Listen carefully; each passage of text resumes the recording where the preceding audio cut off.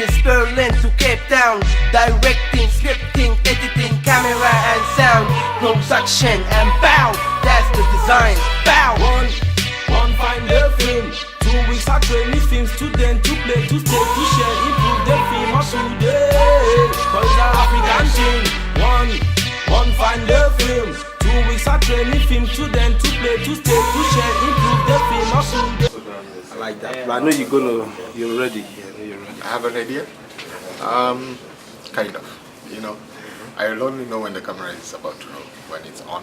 And yes, and I hope it works. I love cinematography.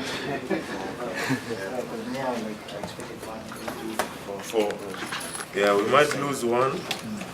We might lose one because we might push one in the middle. Maybe this one. I don't know. Actually, we will just add one. Oh, fine. Yeah. Yeah. So, here's number one. One is Bishop. Yes, it's one. Yeah. Yes. Yeah, this is the entrance. It's like establishing. So Archie, you ready to shoot now, right? I'm not ready. Not ready? Why? Why are you not ready? Tell me you're kidding.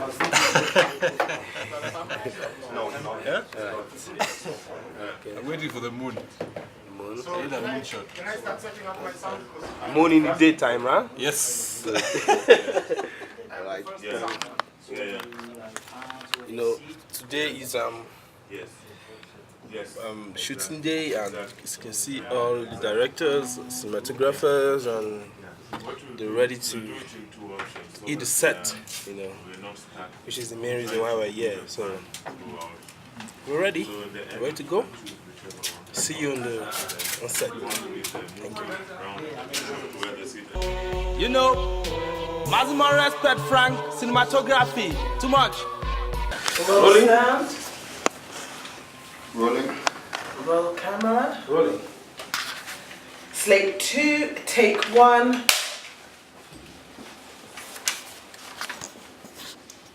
Okay. And set. Yeah, set. And action. Leon.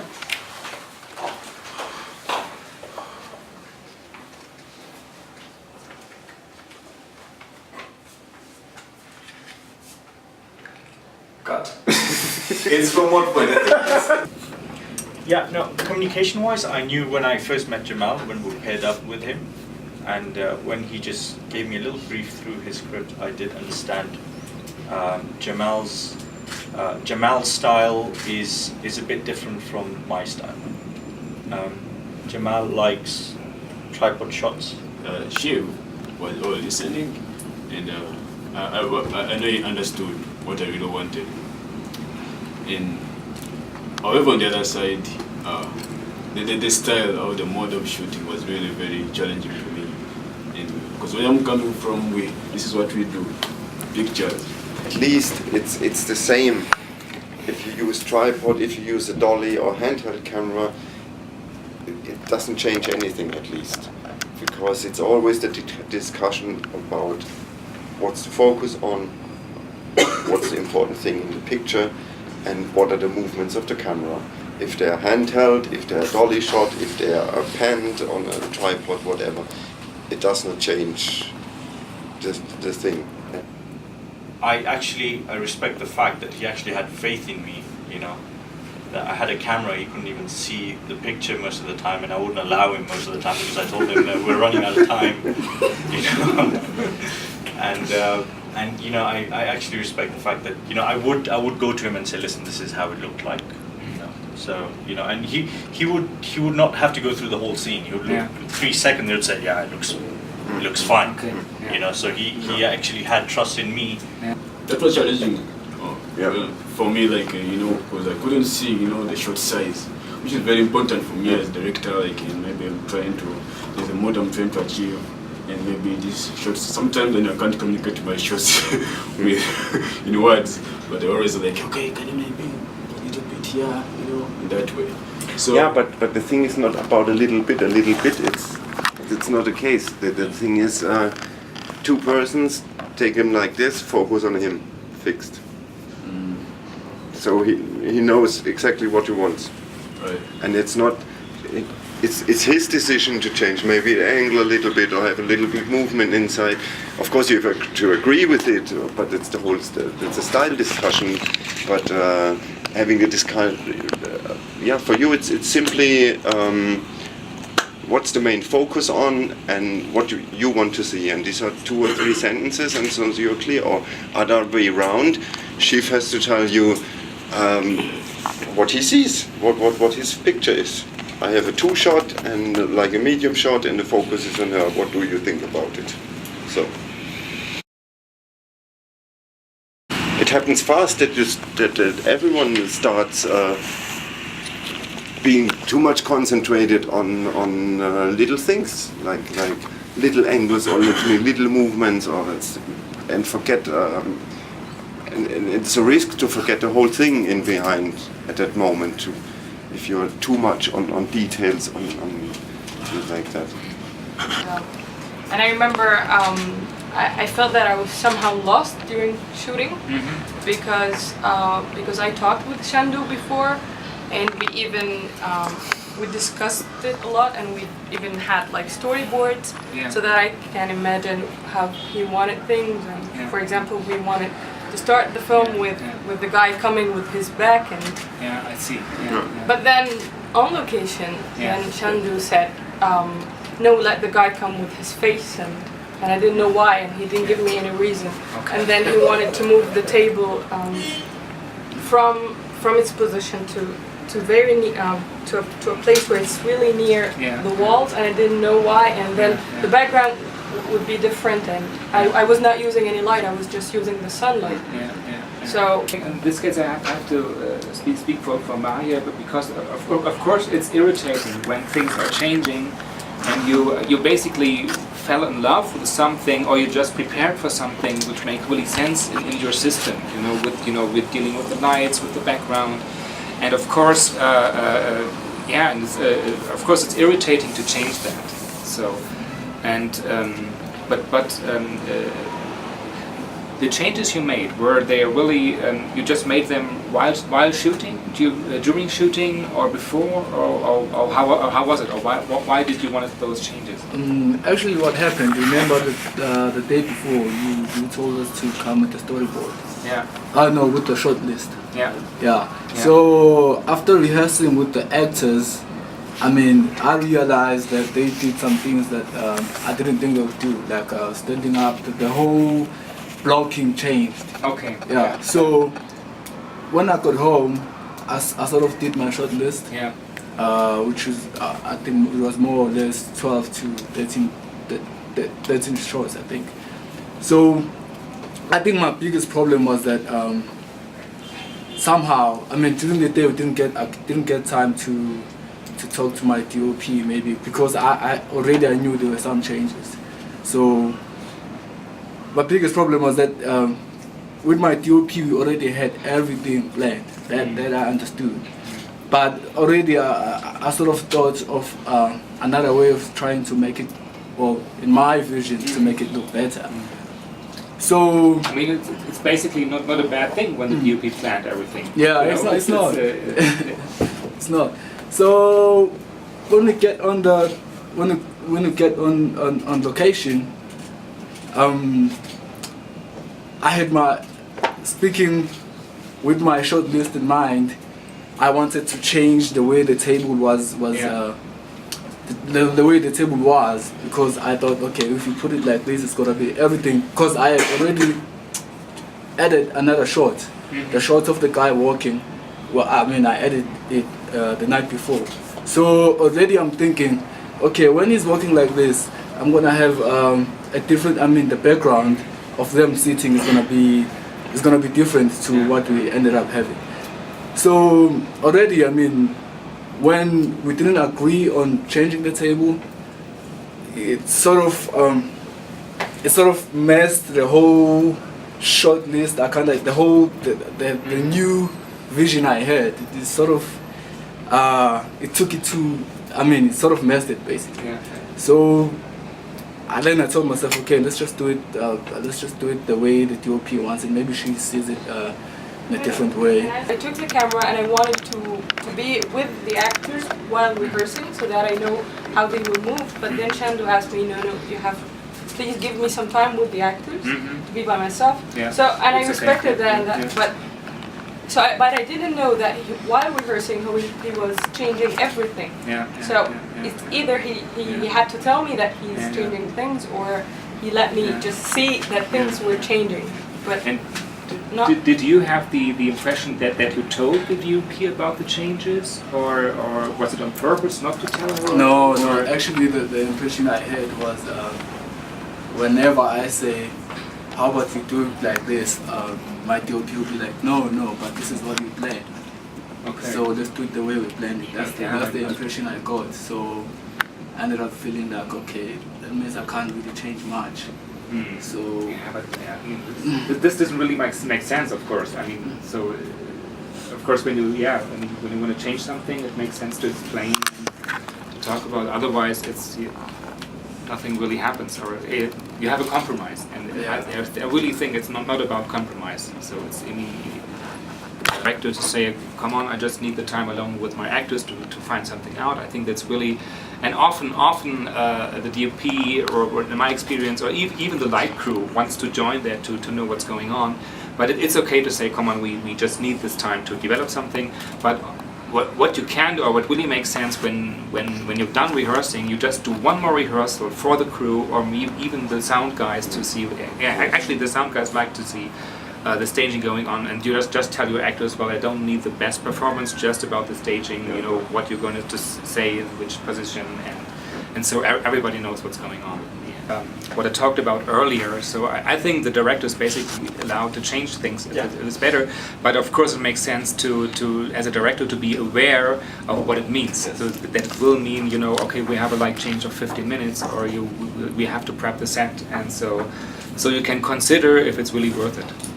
Of course, and sometimes you don't know what changes, what it really means, but of course you can ask. You can ask first of all the DOP, or you talk about that.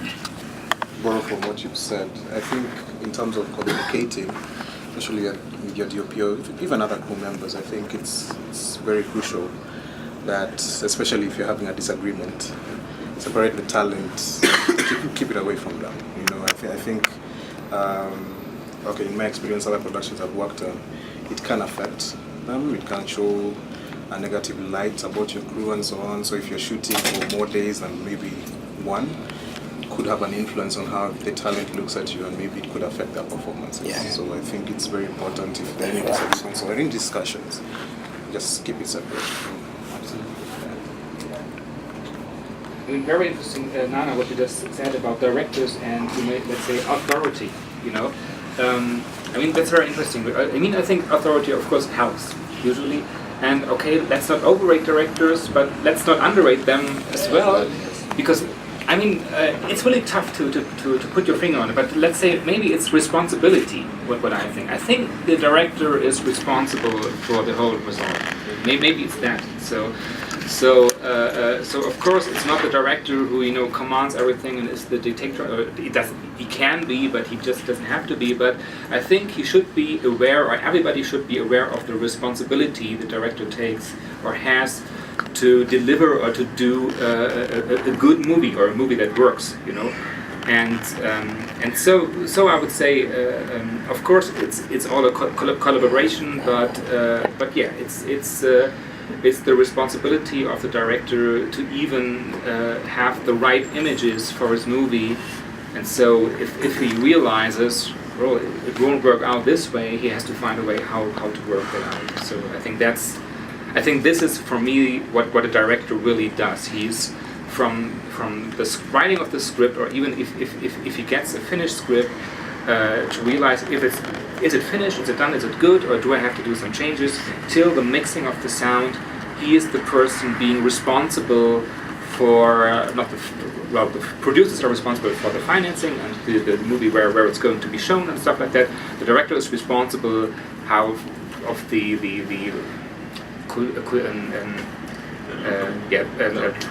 for the cultural, for the art thing of the whole thing, that it works, that it's a good movie. So I think that's, and how you deal with that responsibility. I mean, there are so many different ways. Some people are turning to dictators. Some people are, you know, you don't have. Danke Swen, directing department. Utar, editing.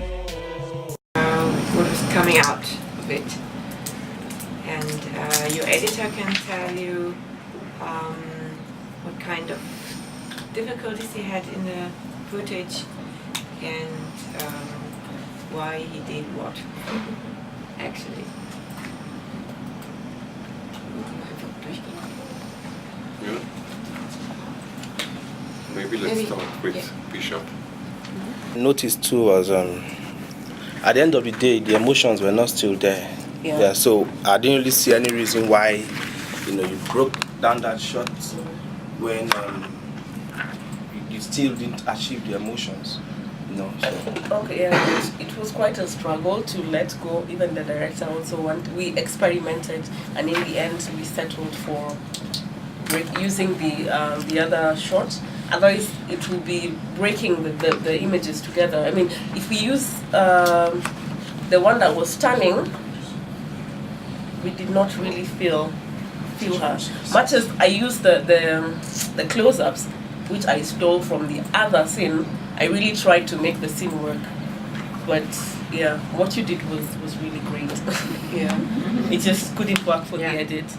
Yeah. Well, actually, the editors are not about to cut. It's not our intention to cut. It's really if there's a pattern that works. So why should we cut? Actually, if but we